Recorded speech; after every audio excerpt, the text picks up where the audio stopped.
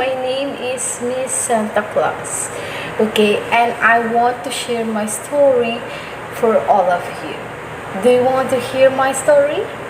Yes! Okay, but before that, let's come in first to my home. Are you ready? Okay, let's go, let's go. The title of the story is The Gift of Magi. Let's start the story. The Gift of Magi. Once upon a time, in a small town in England, there lived two lovers, James and Della, who were madly in love with each other. When college was over, James got a job as a typist in a newspaper company, with a salary of £50 a month. James was ecstatic and decided to propose to Della. Della, I have been in love with you since the day I saw you for the first time, and I want to be in love with you till the end of time. I want to grow old with you, Della. Will you marry me? Oh, James, I want to grow old with you too. Yes, I will marry you. And thus James and Della were married in a small celebration. James rented a furnished flat at £8 per week, and the couple were happy and content. It seemed that their love only grew more and more for each other. Things were going well until one day when recession struck and James' salary shrank to £40. And James said to Della, "My love, we will get through this, do not worry." "Of course, my love, till I have you by my side, there is nothing that can worry me." And so the husband and the wife live a tight life, making just about enough to meet ends. The days goes by, soon it was Christmas Eve, and the streets of London was covered in snow, and the shops were decorated with lights, and the houses with Christmas trees.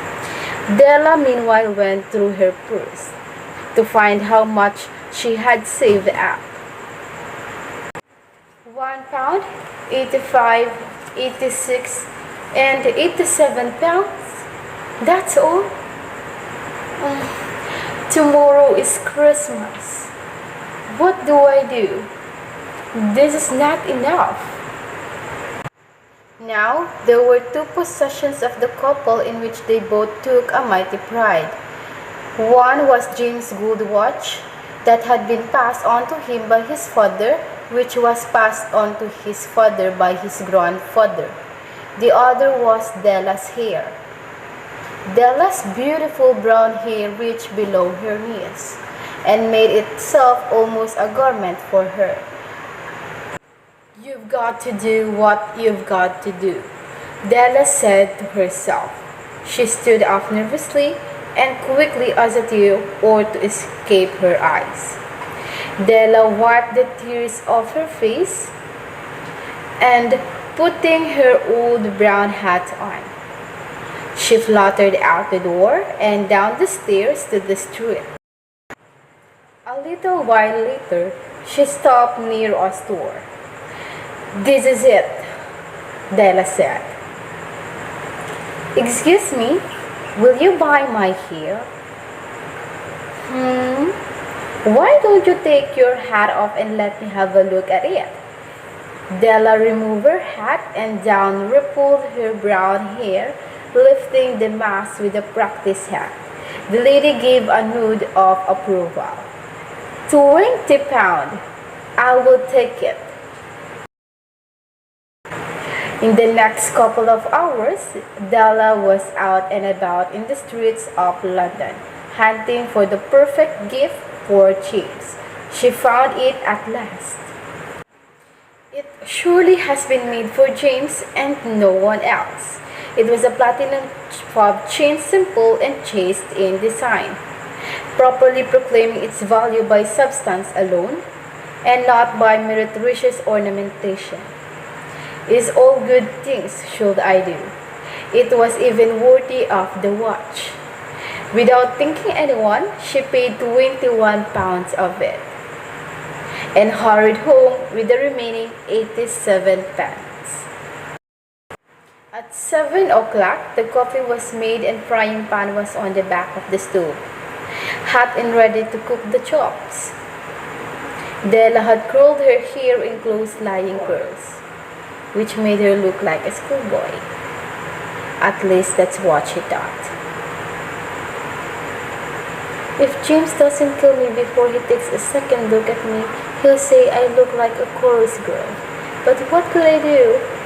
What could I do with the 87 pence?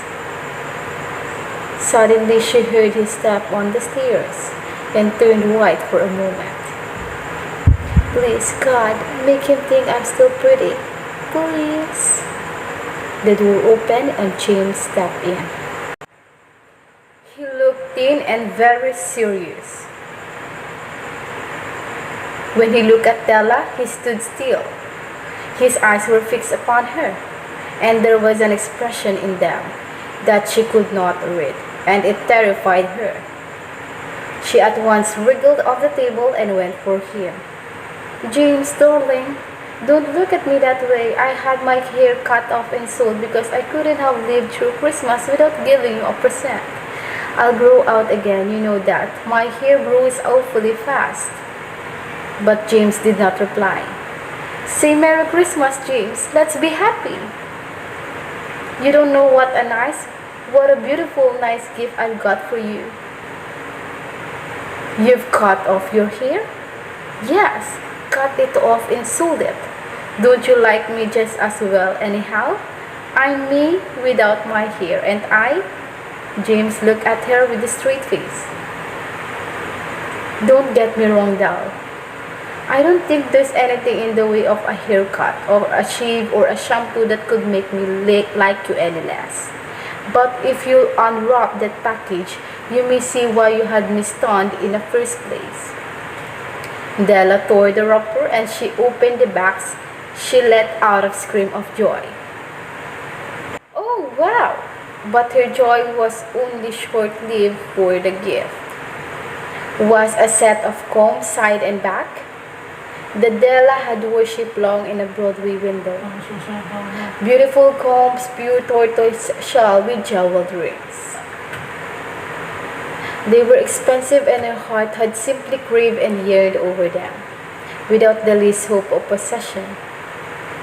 And now they were hers. But the tresses that should have adorned the coveted adornments were gone. She hugged them tight and looked up with teary eyes and smiled. My hair grows so fast, James. And then Della leaped up like a little cat and cried, oh, James, you have not yet seen your beautiful present. She held it out to him eagerly upon her open palm. Isn't it a dandy, James? I hunted all over town to find it. You have to look at 100 times on it. Give me your watch. I want to see how it looks like. Instead of obeying, James stumbled down on the couch and put his hands under the back of his head and smiled. Dels, let's put our Christmas presents away and keep them a while. They're too nice to use just at present. What do you mean? I sold the watch to get the money to buy your combs.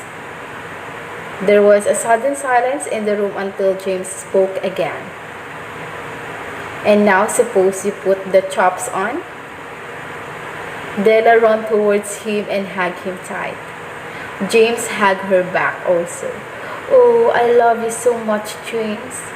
I love you more. The Magi, as you know, were wise men, wonderfully wise men, who brought gifts for baby Jesus. They invented the art of giving Christmas presents. Being wise, their gifts were no doubt wise ones. But the uneventful chronicle of two lovers in an apartment in London, who most unwisely sacrificed for each other the greatest treasures of their house, are the wisest of all. They are the magi. The Gift of Magi, written by O. Henry. So the lesson that I've learned from the story is that we often don't value what we truly should. So now we have 10 questions here that you need to answer. First is, who are the characters of the story? Second, where did the story happen? Third, why they need to buy gifts? 4, what kind of gifts they give to each other? Number 5, what is Della doing at the beginning of the story? Number 6, what was the turning point? For 7, if you're given a chance to change the story, what would you change in the story? Number 8, according to the author, what did he want to deliver, or that the message he wants to deliver to those reader? Number 9, why did Della look at her reflection long, carefully, and critical? And for the last question, number 10, what is the best moral lesson that you've learned from the story? Now, children, I hope that you've learned a lot from it. I hope that you've enjoyed the story. That's all. Thank you. I'm Teacher Faye, and bye-bye.